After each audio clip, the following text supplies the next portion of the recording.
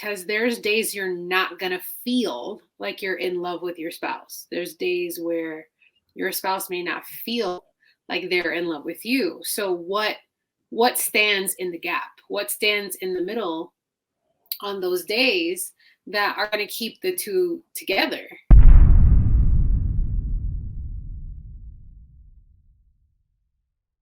The question, in essence, is making us define what's important, which means that we have to define what love. You get it? Kind of. Um, if it's generally speaking, I feel like it's a general response. Of course, love is important in marriage, but you can love a lot of things. And so that's what I'm saying. Like, it's important to define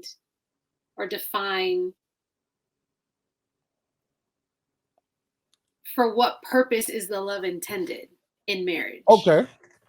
All right. I'll drill into it a little bit deeper. So, when I'm saying the love in marriage, I'm talking about the love as far as well, since there's different type of love, there's eros, the romantic love, there's philia, affectionate love. So what I believe is more important is pragma, which is enduring love. Hmm. So the love that I would focus more on the love that you need in order to endure the relationship. Because to me, endurance is the most important thing. Hmm. Yeah, and I would agree. I think it also depends on, at least for me, like I wouldn't be authentic if I didn't look at it from the Christian perspective, because I am a Christian and I believe in Christian marriage. And so, Ooh. and then plus having been married, understanding that that's really what it's about, because there's days you're not going to feel like you're in love with your spouse. There's days where your spouse may not feel like they're in love with you. So what stands in the gap? What stands in the middle on those days that are going to keep the two together? And that is that enduring love, or from the Christian perspective, it's the love of God. In the Christian, from a Christian perspective, there's a conversation about wedding or a marriage being like a rope with three cords. So there's the two spouses and God, and so the three of them come together as one, and God is kind of like the glue that holds the two of them together. So it's like, I may not like you today, but because I'm Christian and I know that it's my responsibility um, to serve or to love without um, the need or expectation of, well, how can I say that? I wanted to use the word reciprocation, but there's a whole nother context that comes to that. But it's, I'm going to love you because I was loved first by God. That's from a Christian perspective, that's where that endurance comes from. Your fuel, your source doesn't come from your spouse. It comes from something that's bigger than you. So that's why I was asking earlier, like, how are we defining the context of how this love is used? Because, you know, you could be in a marriage with someone who's more in love with themselves than they're in love with you, or more in love with the pursuit of money than they are with their spouse. So um, it's really critical to understand what the vision is for the marriage and how love, what role does that play in the vision for the marriage. That's my 2 cents. Okay. You said the vision of a marriage. Yeah. Um, in a vision of a marriage, Hmm.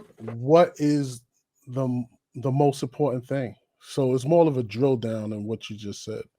What is the Yeah. most important thing? So, like you said, um, that one day you might come in and you might not like the person, Right. right? What happens on that day? So this is two Yeah. parts. What happens on that day that you don't like them? How do you get through that day? Mm. I mean, again, I can only speak from my own experiences from when I was married, but that's why vision and communication are so critical, because you don't want to wait till the day that you don't like someone to talk about how to deal with it when it happens, right? Like, you want to have that insurance plan in place before the accident. And so if I were to find myself in a relationship or married again, I would, as it relates to the vision, that's something that he and I would have a plan for. Like, yo, when I'm feeling cranky and I let you know, like, I'm cranky today, that means that I need space. I am a classic introvert. I recharge by solitude. I'm not someone that recharges by being around people. So if I'm saying like I need space today, it doesn't mean that I'm mad at you. It doesn't mean that um, I'm resentful towards you. It just means I need to recharge.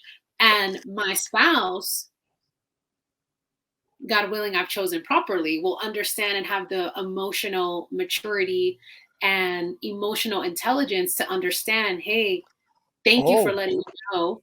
I you're, setting boundaries helps people feel safe. So um as it relates to vision, that would be a component of the vision. Obviously there's more to it than that. But as it relates to your question about what happens on that day, it's so unique and individual to each person. So it really depends on what they do. That's what I would do. I'm just saying that's what I would do, is oh, I have get that it.